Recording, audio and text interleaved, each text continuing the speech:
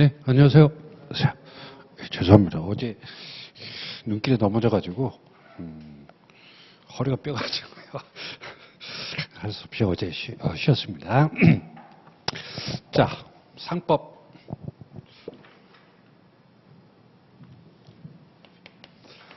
상법은 좀 애매한 과목이죠. 1차만 있고 2차는 없습니다. 민법은 뭐 기본 과목이니까 얘기할 것도 없고, 그다음에 집행법, 부등법, 상법 요 네 과목을 보통 메인 과목이라고 그러죠. 문제수도 많고.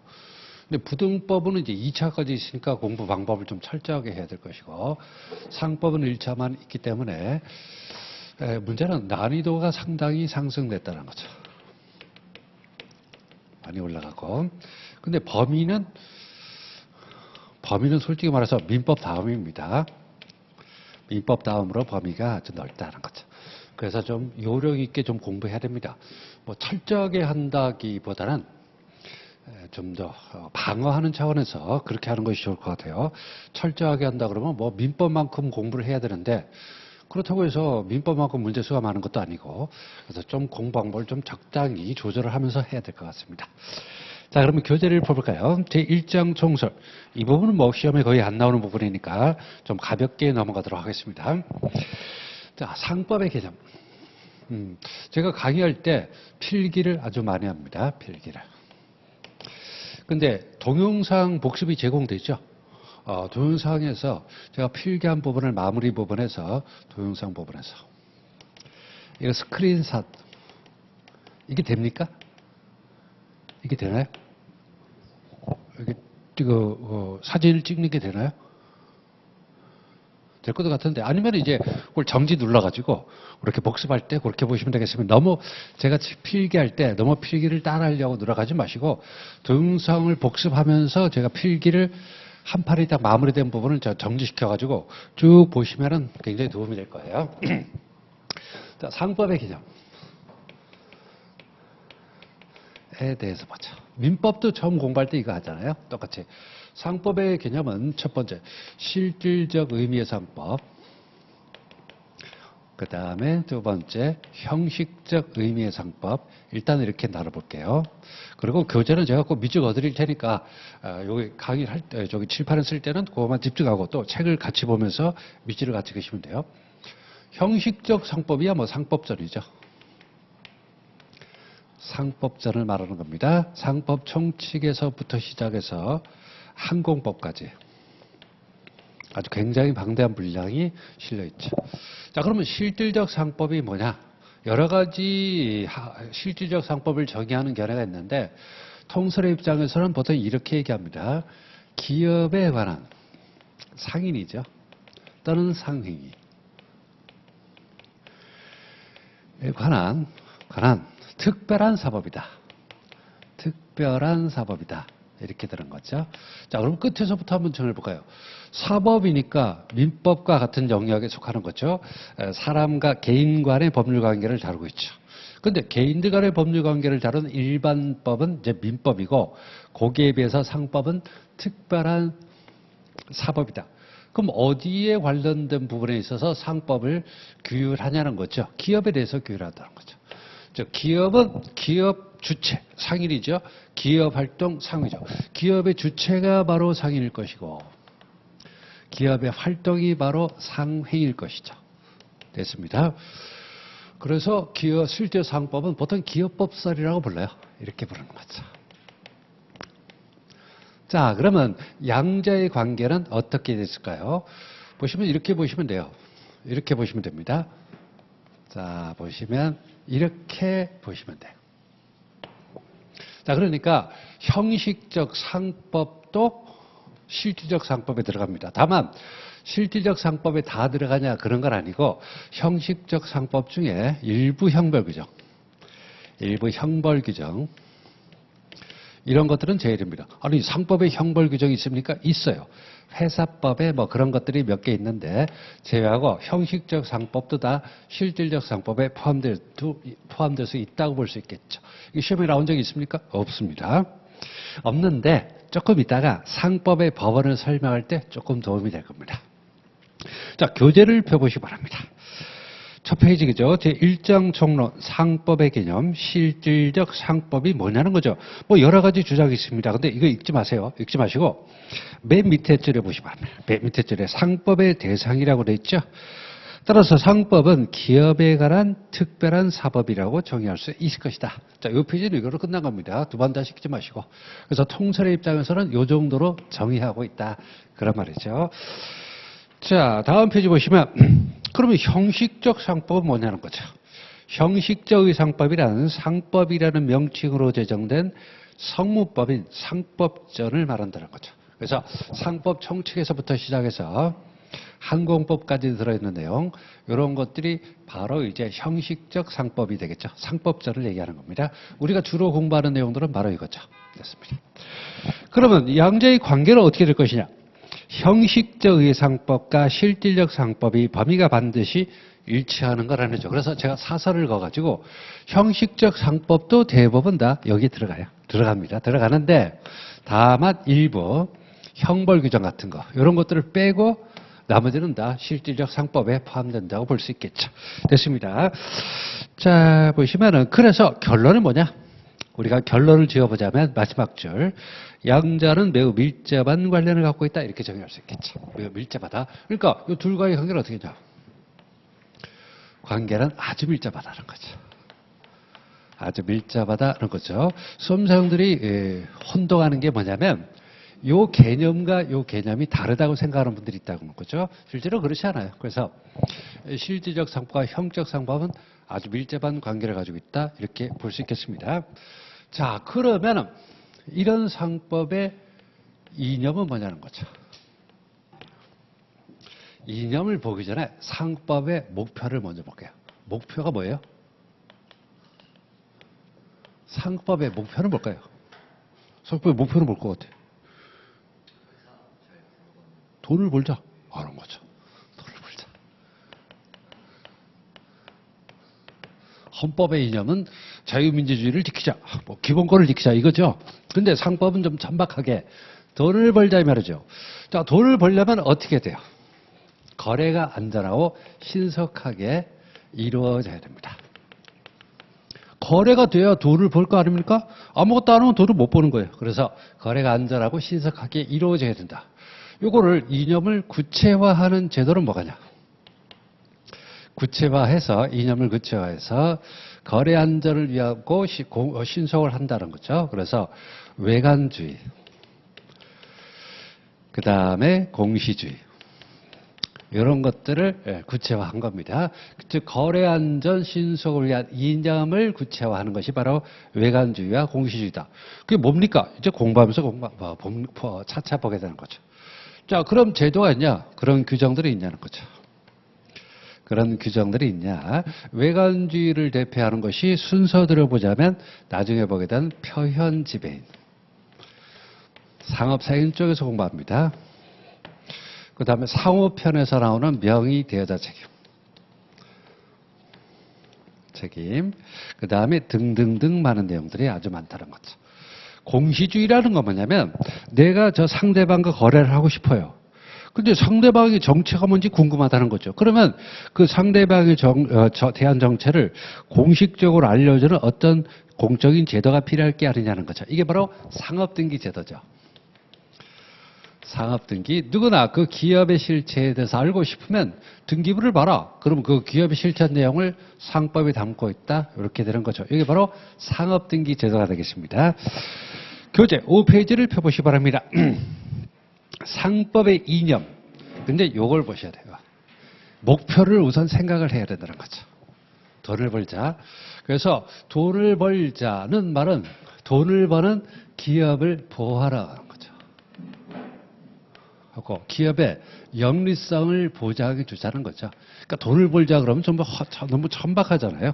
그렇죠? 천박하니까 이걸 좀 더 세련되게 표현하려면 기업을 보호하자. 돈을 버는 기업들을 기업의 영리성을 보장해 주자는 거죠. 그래서 이 거래 안전 신속이라는 이념이 나온 겁니다. 자, 그래서 상법의 이념과 경향을 보시면은 거기서 1번 한번 읽어보세요. 기업을 유지하고 강화시킨다. 기업을 보호하자. 그 다음에 그 기업이 돈을 벌 수 있도록 해줘. 거래의 안전 또는 신속을 위해서 한다는 거죠. 그래서 영리성을 보장하려고 거래 안전 신속을 보장해 준다. 이렇게 되는 겁니다. 그걸 반영하는 제도가 많아요. 외관주의로서 편집외인, 명의다 책임, 수많은 제도가 있고 공시주의로서 상업등기, 그 다음에 공고제도. 그래서 대차, 대조표, 공고 뭐 이런 것들이 많이 있습니다. 이렇게 상법의 이념을 정리할 수 있을 겁니다. 됐죠? 자, 그 다음에 다음 페이지로 넘어가서 6페이지 상법의 법원. 상법의 법원은 뭐냐? 저기 상사, 기업의 활동이지. 활동, 상사 관계에 있어서 어떤 분쟁이 발생했습니다. 물론 분쟁은 법적 분쟁이죠. 법적 분쟁이 발생했습니다. 자, 이렇게 분쟁이 계속되다 보면은 돈을 벌 수가 없죠. 기업이 위험에 처한다는 거죠. 법적 분쟁이 발생하면 그 법적 분쟁을 뭔가 해결을 해야 될 거라는 거죠. 해결을 해야 돈을 벌 수 있고 그 다음에 기업이 계속 유지가 될 수 있겠죠. 자, 그러면 여기서 어떤 법규범을 적용하는 거죠. 법규범을 적용을 하는 겁니다. 이 법규범을 바로 우리는 뭐라 그러냐? 법의 법원이라 부르죠. 이제 한자는 안 쓰기로 했잖아요. 그러나 이럴 때는 좀 써봐야 됩니다. 법원, 법의 원천이다 그런 말입니다. 원천. 법원, 즉 법의 존재 형식 또는 법을 인식하는 근거. 요게 바로 상법의 번호죠. 이거잖아요. 요겁니다. 요거. 즉 실질적 상법이 바로 상법의 법원이다. 이렇게 되는 거죠. 됐죠? 자, 그래서 상사 관계에서 어떤 법적 분쟁이 생기면 이걸 해결을 해야 기업이 영업을 계속할 수 있고 돈을 벌 수 있는데 그 법원이라는 건 민법 공부했죠? 민법에서 법의 전제 형식 또는 법의 인식 근거를 법원이라고 그러고 즉 법규범을 적용해서 상사 분쟁을 해결한다는 거죠.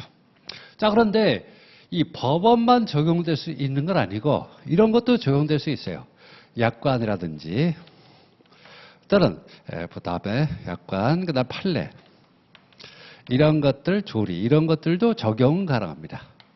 적용은 가능해요. 그렇지만 이거를 법원으로 부르진 않아요. 법원으로 부르지 않다. 왜? 약관, 판례, 조리는 법률이 아니니까, 법이 아니니까. 그래서 약관의 구성, 그러니까 적용이 가능하다는 말은 뭐냐면 법적 분쟁을 꼭 법으로만 해결합니까? 왜? 맞아요. 돈으로 해결할 수도 있죠. 그리고 서로 양보해서 해결할 수도 있잖아요. 그러니까 법적 분쟁을 꼭 법으로만 해결한다. 그런 건 아니고 법으로 해결할 때는 그 법이 바로 법원이 되는 것이고 만약에 약관이나 당사자 간에 정한 약관 또 선례를 반영해서 판례는 이렇게 판결하고 있구나. 그럼 우리도 그렇게 해결하자. 판례를 적용할 수도 있죠. 그다음에 조리, 사물의 본성 또는 조리를 적용할 수도 있겠죠. 적용이 가능하다 하더라도 이거를 법원이라 부르지 않습니다. 특히 약관이 적용되는 근거는 뭐냐? 약관이 법규범이기 때문에 적용된다 그런 건 아니고 그래서 당사자가 합의했기 때문에 약정을 했기 때문에 적용될 수 있다 이렇게 설명할 수 있겠죠. 됐습니다. 이게 바로 상법의 법원입니다. 자, 근데 법규법을 적용할 때 적용 순서가 있겠죠. 적용 순서. 그러니까 법규법을 적용하는 건 좋아요. 이게 법원은 맞는데 그렇다고 아무거나 순서 없이 적용하게 되면 모순이 발생할 염려가 있습니다. 그럼 하위 법규를 먼저 적용해야 아니면 상위 법규를 먼저 적용합니까? 상위 법규? 헌법밖에 남긴 게 없겠네, 그럼? 그렇죠. 법을 적용할 때는 아래서부터 이렇게 차근차근 밟아 올라갑니다. 그래서 우리가 생각하면 상위 법규가 먼저 적용될 것 같은데 그렇게 따지면 우리나라 헌법밖에 남는 게 아무것도 없어요. 그렇죠? 그래서 차근차근 밑에서부터 적용해 나갑니다. 자, 그러면 이 상사 관계에 있어서 법규범, 법원을 적용할 때 적용 순서는 어떻게 될 것이냐. 우리 상법 제1조에 이런 게 있어요. 상법 제1조. 상사에 관해서는 일단 상법을 적용해 보자. 자, 근데 지금 명심하세요. 하위 법규를 먼저 적용한다 그랬습니다. 상법에 있어서는 상법을 먼저 적용하고 그것이 없다 그러면 상관습법을 적용해 보고 만약에 상관습법이 없다 그러면 민법을 적용한다 이렇게 되는 거죠. 근데 이건 민자가 들어갔잖아요. 그러니까 이건 끝에 가서 자 민법하고 상법하고 뭐가 상위법입니까? 민법이 상위법이잖아요. 그러니까 상법을 먼저 적용한다. 하위법기를 아니 이 상법이 민법의 하위법입니까? 그렇죠. 민법이 상법보다 우위법이잖아요. 근데 일단 상법을 적용해 보고 그 다음에 상법이 없으면 상관습법을 적용해 보고 그 다음에 그마저도 없으면 상위법기인 민법으로 올라간다. 이렇게 보시면 되겠습니다. 자, 그러면 상법을 적용할 때 적용 순서를 보겠습니다. 먼저 상법 중에 상사 자치법규를 일단 적용해 봐야 돼요. 이게 하위법규니까. 그 다음에 상사 조약. 그 다음에 보시면 상사 조약이나 상사 특별법령을 적용해 봅니다. 돼요. 그마저도 없으면 상법을 적용한다. 이게 상위법규니까. 그래서 먼저 그 상법 규정이 임의법규라면 가행법규라면 뭐 상사자치법규를 만들 수가 없는데 상사자치법규를 먼저 적용해보고 그다음에 헌법에서는 이런 게 있죠. 일반적으로 승인된 국제법규는 국내법과 같은 효력이 있다. 그것이 바로 상사특별법령에 해당되는 겁니다. 그다음에 일반법규인 상법을 적용하고 그마저도 없을 때 상관습법을 적용할 수가 있다. 이렇게 되는 거죠. 자, 이런 순서로 나눠볼 수 있겠습니다. 적용 순서. 그래서 상위법규를 먼저 적용하는 게 아니라 하위법규부터 먼저 적용해야. 그래서 여러분 등기법 같은 거 공부할 때 기본법은 부동산 등기법이잖아요. 근데 부동산 등기법보다 부동산 등기 규칙이 더 많이 출제되고 그거보다 선례나 애교가 더 많이 출제되죠. 하위법규부터 차근차근 밟고 올라가야 된다. 그런 말이 되겠습니다. 상위법규만 하면 될 것 같지만 그게 아니에요. 자, 그러면 상사자치법규는 뭐가 있냐? 예컨대 회사 정관 같은 거죠. 회사 정관. 그래서 회사 설립할 때 만드는 정관에 상법의 임의법규와 다른 내용을 정할 수가 있다는 거죠. 됐고. 자, 그 다음에 상사특별법령이 뭐가 있냐는 거죠. 상업등기법 있잖아요. 상업등기법이 바로 상법입니다. 넓게 보면 상업등기법도 상법의 법원이에요. 그러니까 상사특별법령에 해당하고 그 다음에 이 실제로 자본시장법이라는 법이 있어요. 자본시장법. 이 법이 굉장히 중요합니다. 자, 자본시장법 이런 것들 수많은 하위법규들이 있을 겁니다. 됐죠. 그 다음에 상법은 이제 상법전이 되겠죠. 상법전이 되겠다. 자, 그 다음에 관습법이 적용하려면 뭐가 필요해요? 민법 공부할 때 있죠. 첫 번째 상관행이 존재한다. 상관행. 근데 상관행이 존재하지만 근데 자 보시면 관습법이 성립하려면 세 가지 조건이 필요하죠. 첫 번째 성문법규가 없다. 없다. 두 번째 그러자 상관행이 생겼다. 그것이 세 번째 법적 확신을 얻었다. 확신을 얻었다. 이렇게 세 가지 조건이 성립해야 이제 상관습법이 만들어지는 거죠. 뭐 그래봤자 민법에서 관습법 할 때 요거 하나만 추가된 겁니다. 상자만 추가된 거예요. 그래서 성문법규가 없는 상태에서 상관행이 만들어졌고 법적 확신을 얻은 겁니다. 그런데 여기서 보시면 거의 무한대에 가까운 상사특별법령이 있어요. 상법전은 이제 우리가 공부할 건데 요거 말고도 거의 무한대에 가까운 상사특별법령이 존재합니다. 그러니까 상관습법은 거의 없다는 거죠. 거의 없어요. 돈을 버는데 분쟁이 생겼는데 가만 내버려두면 어떻게 돼요? 죽죠. 돈 앞에서는 목숨도 왔다 갔다 하는 겁니다. 즉 조폭과 다를 바가 없게 되는 거죠. 그래서 이 돈이 왔다 갔다 하는 데는 법을 빨리 만들어야 돼요. 왜 그런 거 있잖아요. 민법에서 뭐 천수 따지는 거 이런 것들. 그건 천수 따지는 건 말싸움 하는 거지. 물론 이게 상속과 관련되기 때문에 그렇기도 하지만. 근데 실제로 돈과 관련되는 부분에서 법률이 없으면 이건 뭐 조폭과 다를 바가 없어져요. 그래서 이런 어떤 상거래가 생기고 돈이 왔다 갔다 하게 되면 특별법령을 계속 만들기 때문에 그래서 성문법규가 없는 경우는 거의 없어요. 그래서 상관행이 만들어지기 어렵고 그래서 그러면 예를 들어봐라. 거의 없지만 그래서 보증도, 운송업에서 보증도라는 것이 하나 있습니다. 하나밖에 없어요. 출제되는 게. 민법은 관습법이 여러 개 있죠. 있나? 근데 상법에서 출제되는 관습법은 보증도라는 관습법 하나밖에 없습니다. 그래서 이렇게 정의할 수 있겠죠. 자, 그럼 여기까지 한번 밑줄어 보겠습니다. 자, 결론적으로 설명드리면 여기까지 내용. 여기까지 내용 중에 출제된 말은 한 번도 없어요. 한 번도 없습니다. 그러니까 근데 또 그냥 그러니까 제가 이렇게 여기 안 나왔습니다. 그러니까 넘어갑시다. 그러면 책이 깨끗하겠죠. 그러면 쓸데없이 여러분이 혼자 여기다가 공부할 시간을 할애하고 쓸데없는 시간 낭비가 되는 겁니다. 자, 교재 볼까요? 상법의 법원이 뭐냐? 상법의 법원이라는 것은 실질적 의의에 있어서의 상법의 존재식. 그러니까 보세요. 실질적 상법이라고 해도 요거 포함되잖아요. 요거 빼고는 포함되니까 실질적 형식적 상법을 포함한 실질적 상법의 존재 형식 또는 인식 근거라고 볼 수 있겠죠. 됐습니다. 자, 그러면 상법의 법원의 종류는 뭐가 있냐는 거죠. 우리나라는 성문법 국가니까 먼저 상사재정법부터 살펴봐야겠죠. 그래서 먼저 가장 중요한 상법전이 있습니다. 있죠. 요거요. 상법전 어디 갔어? 요거 있죠. 그 다음에 상사특별법령에서 어디 있더라? 두 번째 줄 상업등기법. 우리가 공부하게 되잖아요. 그 다음에 어디 있더라? 자본시장법 어디 있지? 그래서 보시면 자본시장법 이런 것들이 많이 있습니다. 독점규제법 이런 것들. 그래서 수많은 법령이 있다는 거죠. 자, 상사관계 조약 및 국제법규 헌법 공부할 때 있죠. 헌법 제6조 1항은 헌법에 의해서 체결 공포된 조약. 근데 조약이 상사관계에 관련되면 다 상사조약이 되겠죠. 일반적으로 승인된 국제법규는 국내법과 같은 혈육이 있다는 말은 뭐예요? 두 개가 같은 혈육이 있다는 거죠.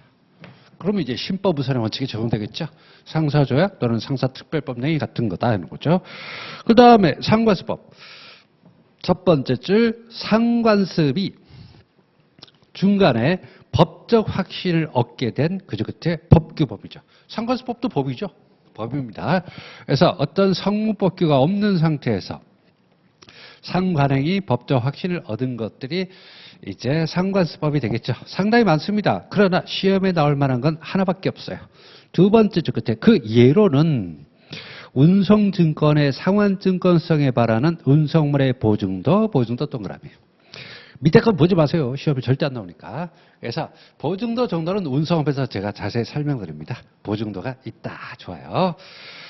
자, 다음 페이지. 상사자치법이 있냐는 거죠. 물론 임의법규를 던지라는 겁니다. 그러니까 상법전의 내용이 임의법규일 때 정관으로 상법전과 다른 내용을 정할 수 있죠. 이걸 뭐라 부르냐? 두 번째 줄.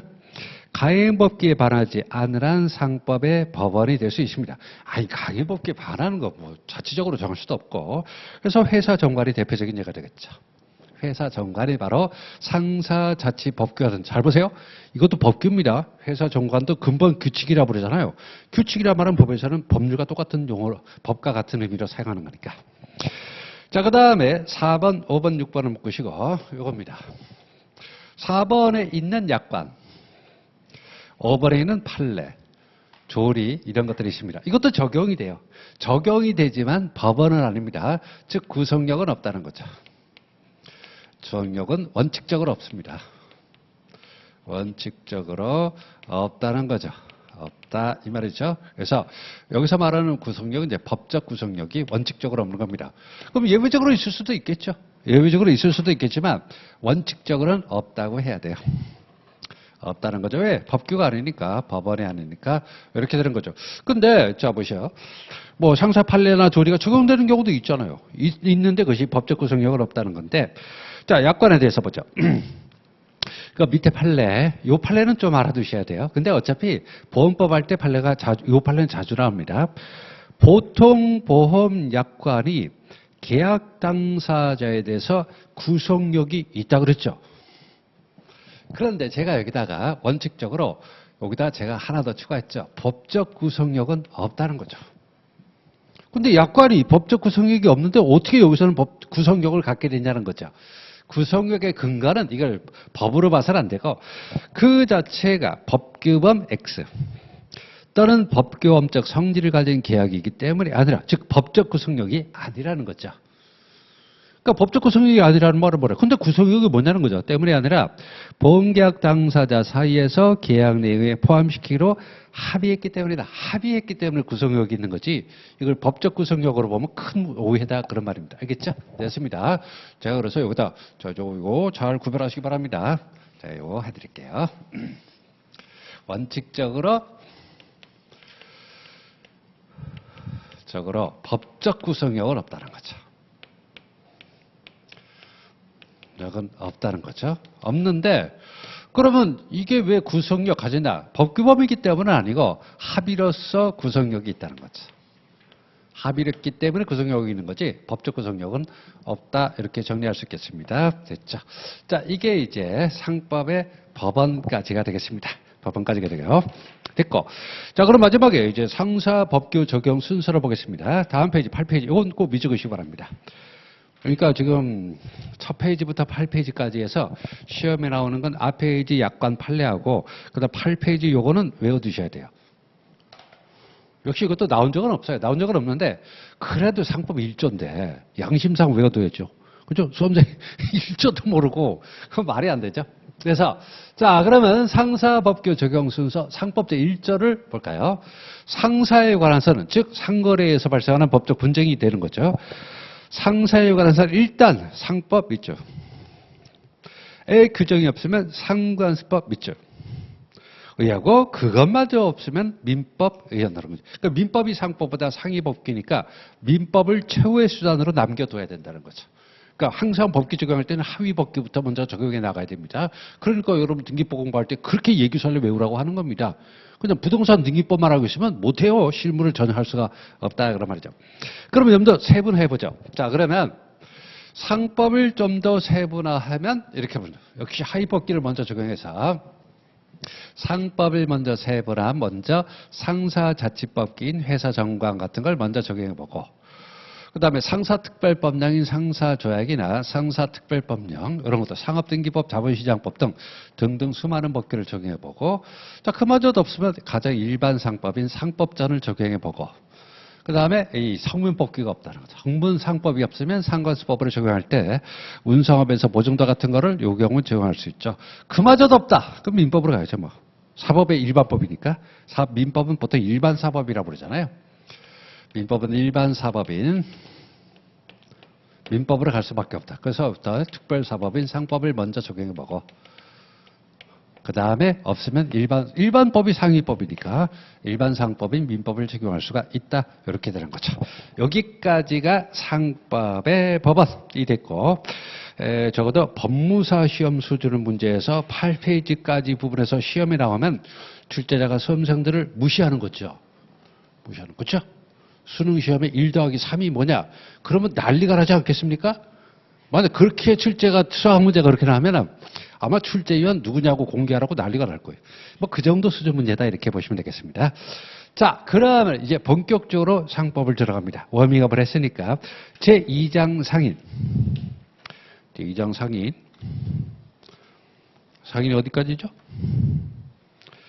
제2장 상인이 몇 페이지 분량입니까? 자, 20페이지까지, 즉 9페이지부터 20페이지까지 한 10페이지 조금 되네요. 이걸 제가 칠판에 한 2판 정도로 정의할 겁니다. 그래서 복습 동영상을 보실 때 제가 이렇게 표를 딱 완성하면 좀 시간을 두거든요. 그때 여러분들이 그거를 스크린 사실 뜨거나 해서 정지시켜가지고 쭉 훑어보시면은 굉장히 효율적으로 공부가 될 수 있을 거예요. 자, 그럼 지우도록 하겠습니다.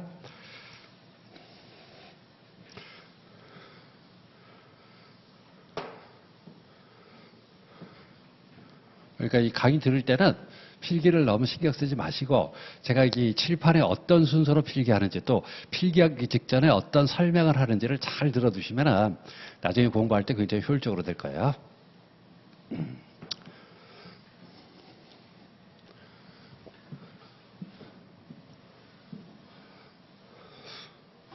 자, 그러면 제2장 상인입니다.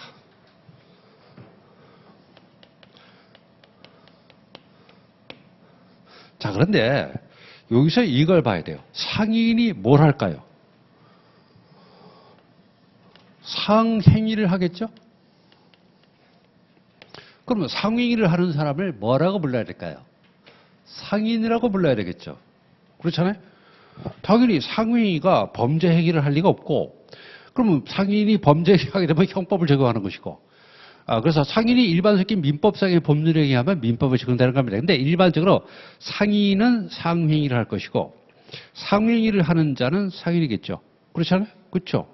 그러니까 상인과 상행위에 대한 관계를 정리를 해야 된다는 거죠.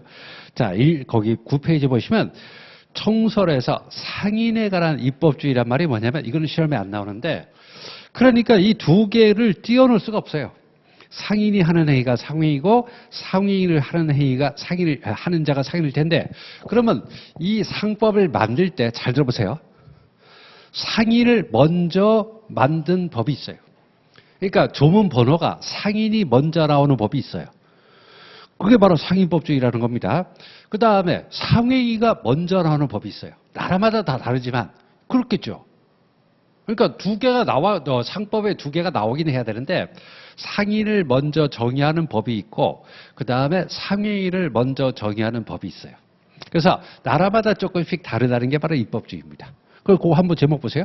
실질주의는 상행위를 먼저 정한다는 거죠. 형식주의는 상인을 먼저 정합니다. 그 다음 절충주의는 두 개를 섞어놓은 거죠.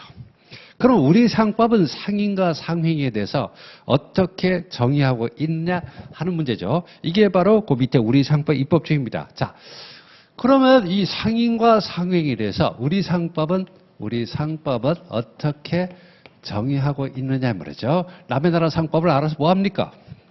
미국 상법, 독일 상법 우리는 알 필요 없어요. 우리 상법은 상인을 세 종류로 정하고 있습니다. 첫 번째, 당연상인이라는 존재. 그 다음에 의제상인이라는 존재. 그 다음에 소상인. 우리 상법 상인은 세 개밖에 없어요. 당연상인, 의제상인, 소상인. 당연상인은 제4조에서 정의하고 있고, 의제상인은 제5조에서 정의하고 있고, 소상인은 제9조에서 정의하고 있습니다. 그럼 조문을 외우면 되겠네? 그런 생각하지 마시고 당연상인, 의제상인, 소상인. 그럼 상행위는 또 어떻게 정의하고 있냐는 거죠. 상행위는 또 이렇게 정의하고 있습니다. 먼저 영업적 상행위라고 해서, 그 다음에 보조적 상행위라고 해서 이렇게 두 가지 상행위를 나눈 다음에, 영업적 상행위 중에 기본적 상행위라는 게 있어요. 그 다음에 준상행위라는 게 있습니다. 그래서 기본적 상행위는 46조에서, 보조적 상행위는 47조에서 이렇게 나누는 겁니다. 그 다음에 준상행위는 66조인가? 66조인가? 준상행위 몇 조? 준상행위가 몇 조더라? 맞죠? 준상행위 이런 식으로 정의하고 있습니다. 그래서 우리 상법상 상인 또는 상행위라고 붙은 조문이 몇 개 있다고요? 6개. 6개 말고도 더 있습니다. 근데 가장 기본적인 조문들, 당연 상인, 의제 상인, 소상인. 그래서 당연, 의제, 소 세 가지가 있고, 그 다음에 상행위나 보시면 기본적 상행위, 준상행위, 그 다음에 보조적 상행위 이렇게 되는 거죠. 보조적 상행위. 이건 47조. 47조 이렇게 되는 거죠. 47조. 자, 여기서 한 문제가 나온다는 거죠. 여기서 한 문제가 나옵니다. 한 문제. 다음 중 상인과 상행위에 대한 설명이다. 기출문제 한번 보세요. 기출문제 제목이 이렇게 되십니다. 다음 중 상인과 상행위에 대한 설명이다. 옳지 않은 것은 또는 옳은 것으로 묶인 것은 이렇게 나온다는 거죠. 자, 한번 표를 보세요. 표를 보시면은 그 밑에 이 표 같은 걸 외우는 게 아니에요. 상인을 맨 왼쪽에서 당연상인과 의제상인으로 나누고 있죠. 그 다음에 자기명의로 영업은 조금 이따 할 것이고, 그 다음에 그 행위가 당연상인이 하는 행위를 기본적 상행위라고 부르고요. 의제상인이 하는 행위는 상행위가 아닌 행위지만 준상행위로 친다는 거죠. 이렇게 되는 거죠. 그래서 이렇게 연결되어 있는 거예요. 보시면 기본적 상행위를 하게 되면 당연상인이 되는 것이고 이렇게 되는 거예요. 이렇게 연결되는 겁니다. 그 다음에 준상행위를 하는 자를 뭐라 부르냐? 준상위를 하는 자를 의제상인이라 부른다. 이렇게 되는 거죠. 그러니까 시험에서는 요 기본 상인과 상위를 이렇게 섞어서 출제한다. 이렇게 보시면 되겠습니다. 그러니까 이쪽을 중심으로 낼 수도 있고, 그 다음에 뭐 이쪽을 중심으로 낼 수도 있고, 그 다음에 이쪽을 중심으로 낼 수도 있고, 이쪽을 중심으로 낼 수도 있고, 소상위는 크게 비중이 낮습니다. 이런 식으로 이렇게 일단 상류가 상위에 대한 법률 관계를 일단 이렇게 틀이 잡혀 있다고 생각하시면 되고, 다음 페이지 당연상인으로 넘어갑니다. 자, 그러면 자, 이걸 주제를 봐요. 상인과 상행위와의 관계, 즉 법률 구조가 이렇게 돼 있다고요. 그래서 상인은 당연상인, 의제상인, 소상인. 그 다음에 상행위는 영업적 상행위와 보호적 상행위로 나누고, 다시 영업적 상행위는 기본적 상행위, 준상행위로 나눈다는 거죠. 그러면 이걸 기초로 해서 자, 두 번째, 이번에는 당연상인에 대해서 한번 살펴보죠. 당연상인 제4조가 되는 거죠. 그러면 법을 오래 공부하다 보면 이런 느낌을 받아요. 내 생각이 중요한 게 아니구나. 내가 생각하는 게 중요한 게 아니라고요. 가장 보편적인 생각을 해야 된다는 거죠. 즉 법률에서 생각하고 있는 것, 또 판례에서 생각하고 있는 가장 일반적이고 보편적인 생각을 해야지, 내 머릿속에 있는 특수한 생각을 하면 그 사람은 어디로 빠져야 되죠? 예술 쪽으로 빠져야 돼요. 아니면 창작 쪽으로 빠져야 된다는 거죠. 그러니까 이 법을 공부할 때는 항상 원칙에 따라서, 즉 가장 일반적인 견해에 따라서 봐야 돼요. 즉 당연상인을 제4조에 규정된 바에 따라서 정리해 보겠습니다. 당연상인은 첫 번째, 자기 명의로. 두 번째, 상행위를. 세 번째, 하는. 네 번째, 자이다. 이렇게 설명하고 있어요. 그래서 당연상인이란 자기 명의로 상행위를 하는 자다는 거죠. 자, 그러면 여기서 한번 자기 명의로 상행위를 한다는 걸 한번 분석을 해보겠습니다. 자, 어떤 상행위를 한다고 쳐요. 뭐 상행위가 뭔지 아직 모르는데 해요. 합니다. 그러면 거기서 권리, 의무가 발생할 수도 있고, 그 다음에 이익 또는 손실이 발생할 수도 있죠. 자, 그러면 여기서 자기 권리 의무의 귀속자, 권리 의무가 귀속되는 사람을 자기 명의라 그럽니다. 이익 또는 손실의 귀속자를 자기 계산이라 부르는 자. 그러니까 자기에게 돌아오는 게 맞아요. 자기에게 돌아오는 게 맞는데, 문제는 자기에게 권리 의무가 돌아오면 자기 명의, 자기에게 이익 또는 손실이 돌아오면 자기 계산이라 부른다고요. 그러니까 자기 명의와 자기 계산은 전혀 다른 겁니다. 자, 그러면 한번 예를 들어보겠습니다. 예를 들어보죠. A라는 사람이 남편인데 영업을 하다가 영업 취소를 당했습니다. 그러니까 먹고 살 길이 막막해요. 영업 취소 당했습니다. 근데 B가 부인입니다. B가 부인이에요. 부인인데, 아니, 남편이 지금 영업 취소 당해가지고 이제 가족들이 다 굶어 죽게 생겼다고요. 그래서 B가 세무서에서 사업자 등록을 하고, 그러니까 비명의로 하는 거죠. 비명의로 사업자 등록을 하고, 그 다음에 구청에 가서 영업신고를 했습니다. 영업신고했어요. 자, 그럼 끝났습니다. 그리고 그 다음에 A가 B의 명의로 영업을 했습니다. 영업을 했어요. 자, 그러면 여기서 그 영업에서 발생한 권리 의무는 누구에게 돌아갈까요? 이런 경우 있을 거 아니에요. 남편이 지금 영업하다가 영업 취소 당해가지고 B 이름으로는 영업을 못해요. 그래서 B 이름으로, 이걸 B 명의로 하지 말고 B 이름으로 사업자 등록을 하고 구청에 영업 신고까지 해서 가게를 다시 열었습니다. 그리고 부인이 직접 영업을 한 게 아니라 남편이 B 이름으로 영업을 했다가 B의 이름으로 이름으로 영업을 했습니다. 자, 그러면 영업에서 상회의를 영업이라고 부르죠. 상회의를 했다는 거죠. 상회의를 했다. 상회의를 했어요. 즉 영업을 했다 이 말이죠. 영업했다는 거죠. 그러면 권리 의무는 누구에게 돌아갈까요? 누구에게? A, B, A. A 왜? 그렇죠. 권리 의무는 이 사람에게 돌아가죠. 돌아가죠? 그럼 여기서 누가 상인입니까? 이 사람이 상인이다 이런 말이죠. 그러면 B는 뭐냐는 거죠. B는 행정법상 상인이죠. 행정법상의 상인입니다. 즉 이분이 바로 상법상 상인이라고요. 자, 행정법상으로는 분명히 B 이름으로 사업자 등록이 되어 있잖아요. 이게 뭐예요?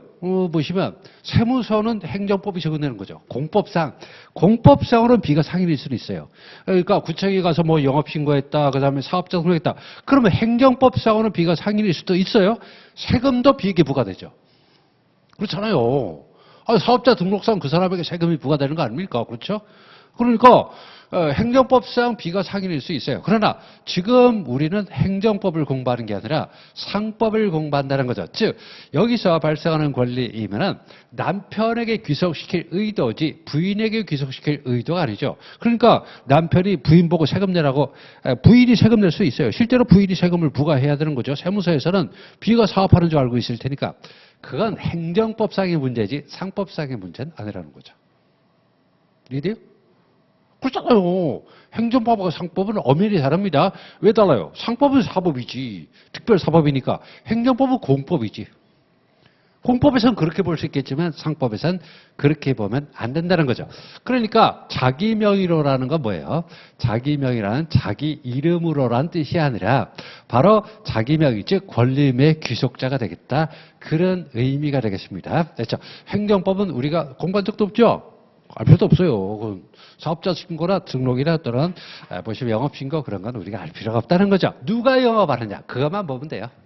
그러니까 자기 명의라는 건 누가 영업을 한다. 그래서 권리임은 바로 A 남편에게 귀속이 된다는 거죠. 그러면 당연 상인이 그 권리임의 귀속자라는 건 알겠어요. 즉 이익 또는 손실은 그건 나중 문제입니다. 나중 문제고. 자, 그러면 여기서 말하는 상회의는 뭐냐? 상회의는 바로 제46조의 기본적 상행위가 되겠습니다.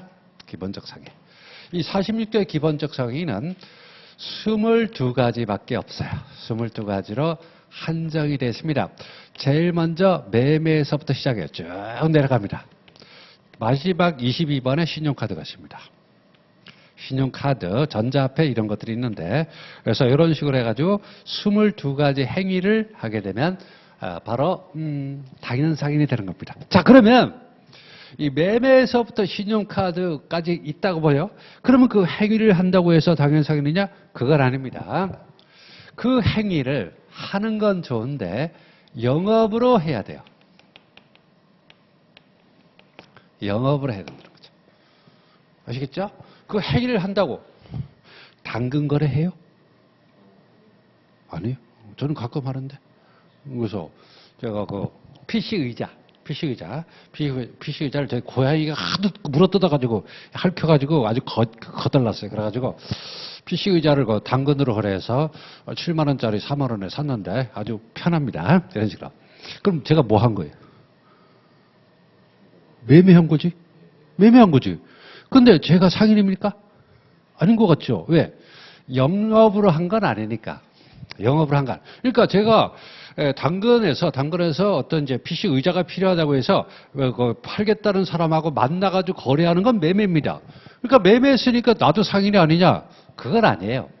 그 매매 행위를 영업으로 한다는 말이죠. 그 영업을 한다는 말이 뭐냐? 첫 번째, 그 행위를 영리성을 가지고 해야 된다. 영리성을 가지고, 즉 영리를 목적으로 영리성을 가져야 된다는 거죠. 영리성을 가져. 영리성을 가진다는 말은 영리를 목적으로 동종의 행위를 계속적으로 반복적으로 할 의사가 있다는 거죠. 그러니까 영업을 한다는 말은 영리성이 있어야 되고, 그래서 영리를 목적으로 동전을 계속 반복할 의사를 가지고 있어야 돼요. 그래서 당근 거래 많이 하면 세무서에서 연락이 옵니다. 연락이 와요. 뭐 강남의 당근은 몇 천만 원짜리 거래도 있다면서요? 강남의 당근.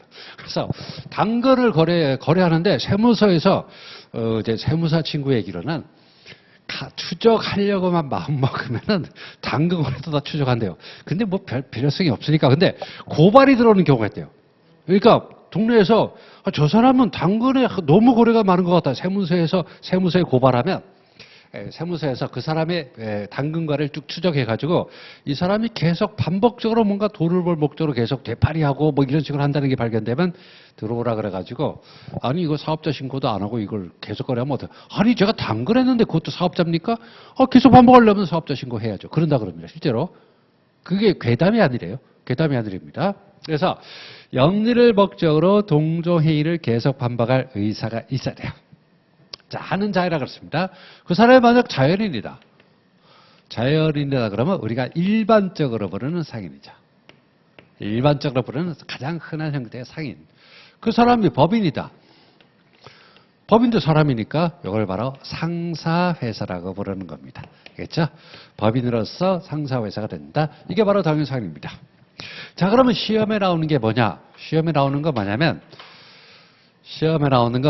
요 두 개의 관계예요. 알겠어요? 첫 번째, 요 46조의 22가지 행위를 한다고 해서 다 당연상인이 아니라 그 행위를 영업으로 하는 사람이 바로 상인입니다. 자, 됐고. 두 번째, 그 행위를 영업으로 하되 임금을 목적으로 해서는 안 됩니다. 임금을 목적으로 해서는 안 돼요. 왜 그럴까요? 임금을 목적으로 하면 근로자이기 때문에 안 되는 겁니다. 솔직히 사장님하고 직원들은 외형만 보게 되면 똑같잖아요. 자, 사장님이 커피 주문을 받아서 커피를 만들어서 내놓고 돈을 받았습니다. 알바생이 커피 주문 받아서 커피를 만들어서 내라고 돈을 받았습니다. 똑같죠? 근데 사장님은 그거를 바로 돈을 벌 목적으로 하는 것이고 알바생은 월급을 받을 목적으로 하는 거죠. 그래서 임금을 목적으로 하게 되면 그것은 설사 이 기본적 상행위를 한다 하더라도 영업으로 하는 자가 아니기 때문에 상인으로 볼 수가 없습니다. 됐죠? 이게 바로 당연상입니다. 제가 볼 때 여기서 시험에 나올 만한 부분은 요거 말 그대로 요거 이거 판례거든요. 판례. 이거 판례요. 판례 요거. 자, 그래서 제가 이렇게 칠판에 쓰고 나서 어떤 별표합니다. 별표 2개. 자, 다음에 보시면 상행위 46조의 기본적 상행위를 한다고 다 당연상이냐? 그건 아니다. 먼저 영업으로 해야 되고요. 그 다음에 임금을 목적으로 해서 한다는 겁니다. 이거 별표 하나씩. 아시겠죠? 반드시 영업으로 해야 되고 그 다음에 즉 내가 사장으로서 보수를 받는다고 해야 되는 겁니다. 임금을 받을 목적으로 하게 되면 안 된다. 그런 말입니다. 자, 교재 보죠. 교재 보겠습니다. 10페이지. 밑줄. 당연상의는 10페이지. 자기 명의로 밑줄. 상행위를 밑줄. 하는 밑줄. 자 밑줄. 자기 명의. 그러니까 하나하나 분석을 해봐야 돼요. 자기 명의가 뭐냐? 두 번째 상행위가 뭐냐? 한다는 말이 뭐냐? 자가 누구냐는 거죠. 자, 그러면 가로 1번에 자기 명의로 상행위를 한다는 말의 의미가 뭐냐? 밑줄. 자기 명의란 상행위, 이게 바로 영업이죠. 영업으로 인해서 생기는 권리 의무의 법적 귀속 주체가 됨을 의미한다 이 말이죠. 됐습니다. 따라서 세 번째 줄 끝에 자기 명의는 납세 명의나 신고 명의와는 구별되는 것으로서 납세 명의 또는 사업 신고 명의는 행정관계, 즉 행정법 관계라고요. 그건 행정법 관계 문제라고요. 행정법 관계로서 원칙적으로 상인의 개념과는 아무 상관없다. 우리 상법에서는 그런 거 안 다룬다는 거죠. 밑에 판례. 상인은 자기 명의로 상행위를 하는 자를 의미하는데, 자, 밑줄. 자기 명의란 상행위로부터 생기는 권리 의무 동그라미, 귀속의 주체가 된다는 뜻으로서 실질 동그라미. 판례 외울 때요. 판례를 완벽히 암기해야 답을 맞출 수 있는 문제들도 있습니다. 그럴 때는 특정 단어를 외우는 겁니다. 여기서 가장 중요한 단어가 뭐예요? 실질. 자기 명의는 실질적으로 판단한다 이런 말이죠. 실질적으로 판단한다. 이렇게 되는 거죠. 물론 사법은 대부분 실질적으로 판단하잖아요. 그렇다면, 자, 두 번째 줄 끝에, 여기서부터 밑줄 잡으세요. 행정관청에 대한 인허가 명이나 구청에 사업 영업신고했다, 뭐 이런 것들. 국세청에 신고한, 국세청이 아니라 세무서죠. 뭐, 국세청에 가서 세무사, 사업자 등록합니까? 그럼 무서워서 어떻게 가? 저도 사업자 등록했어요. 부동산인데 아직 한 번도 거래 없습니다. 부동산인데. 그래서 국세청에 신고한 사업자 등록상의 명의와 실제 영업상 주체가 되려면 후자, 즉 실제 영업상 주체가 상인이 된다. 이 판례 무지하게 중요한 판례입니다. 요거는 꼭 외워두셔야 되는 판례입니다. 아시겠죠? 그래서 이렇게 되는 이유가 뭐냐? 실질적으로 판단을 하기 때문에 이런 결과가 된다. 이런 말이 되겠습니다. 됐죠? 자, 그 다음에 두 번째, 상행위를 해야 된다는 거죠. 자, 그러면 여기서 상행위를 한다는 말은, 요 상행위를 한다고 그랬잖아요. 요 두 개를 한번 종합적으로 보자는 거죠. 자, 그러면 1번에 그 상행위는 뭐냐? 기본적 상행위입니다. 상법은 46조에서 22가지 한정적인 기본적 상행위를 규정하고 있다. 22가지 동그라미.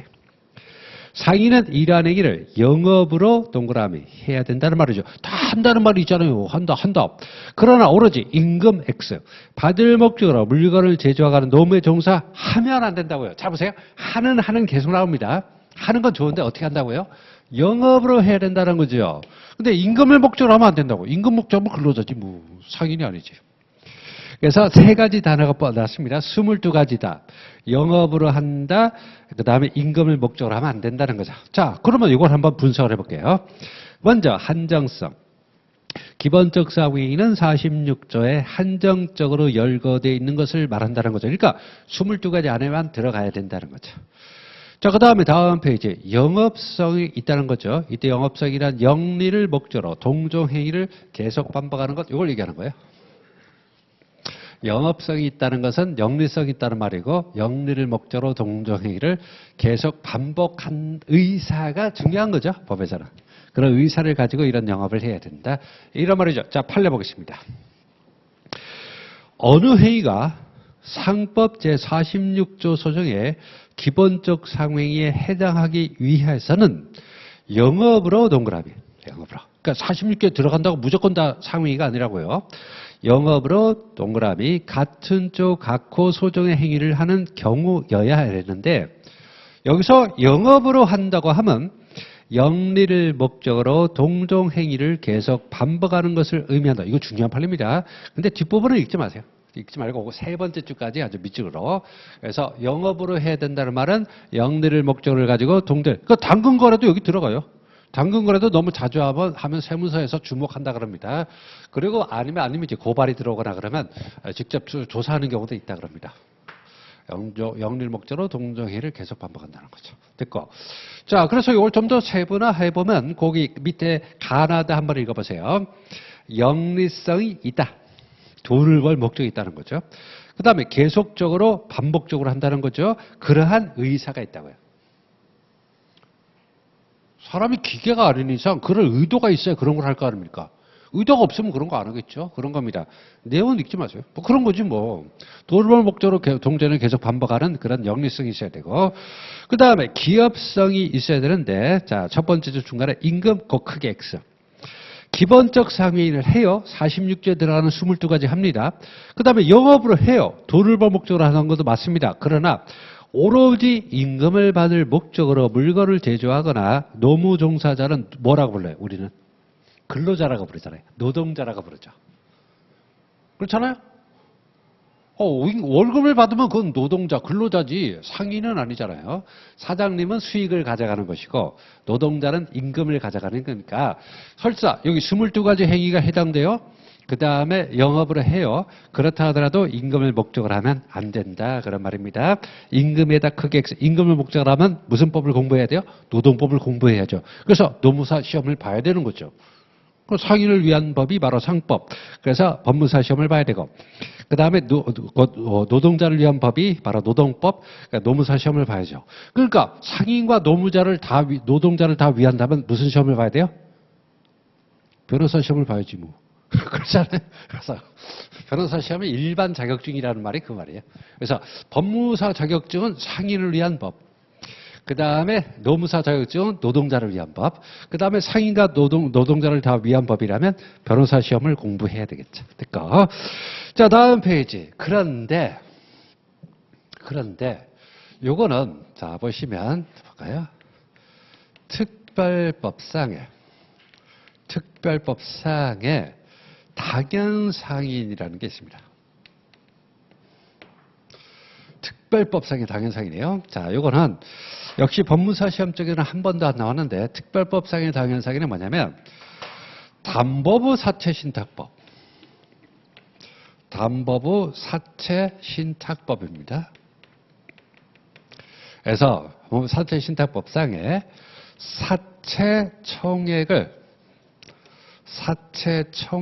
총액을 인수하는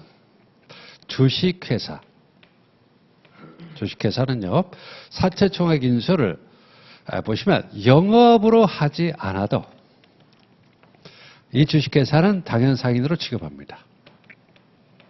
이건 상법이 아니라 특별법이에요. 특별법에서는 당연상인은 뭐냐면 이 특별법의 이름을 알아야 되겠죠. 담사법이라고도 부르는데 담보부 사채신탁법에 따르면 어떤 사채 총액을 인수하는 자는 영업으로 하지 않아도 근데 당연상인이 되려면 반드시 이게 필요하다 그랬잖아요.